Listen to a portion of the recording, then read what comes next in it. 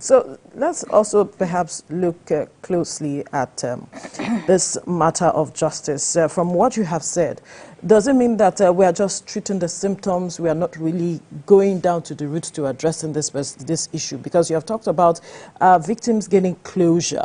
Over the years, we have seen the military, say they are rehabilitating these persons who they captured, for instance, Boko Haram, fighters, so to speak, who they get, and they said they have rehabilitated this person, they are reintegrating them back into the society. Victims see these people and they are wondering, what is government really doing with regards to this matter? So it means we are not doing well. We're not doing well, Vera. I agree with you. Fantastic question. You see, that was where I talk about restorative justice. I personally, I could count more than 20 to 30 soldiers I know personally that were killed by these people, this criminal element. I will put a biro and paper and write down their names, more than 30.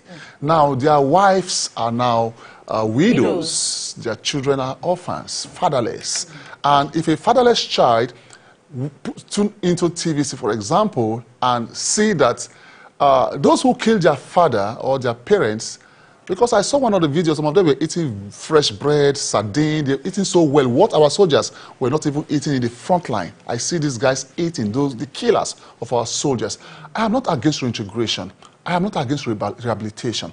But when it comes to terrorism, reintegration and rehabilitation and reintegration is very, very sensitive, in the sense that terrorism is an ideological driven war. So what should the government do? So what should the government do is that before you reintegrate and rehabilitate, those people must be punished.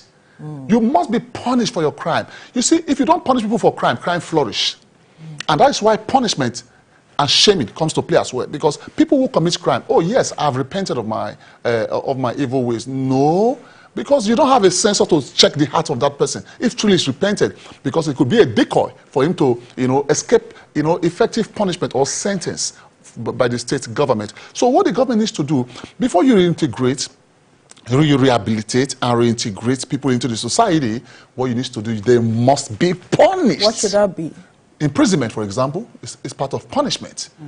Imprisonment with hard labor is punishment. 5 years, 10 years. And during this process, there should be, I think I will also advise, we should start looking at having special correctional facilities, so that these guys don't go into our correctional facilities and become preachers of terrorism. Because most times when you arrest them, they go into the prison services and become preachers of terrorism. And for example, you live there 10 years, those that are coming out of prison, becomes terrorists as well. So if you have an effective punishment mechanism in place to ensure that those who commit crime against the Nigerian state are punished, then I tell you, the spate of criminality will be mitigated. But if you don't punish them, you know what happened to the minds of other people?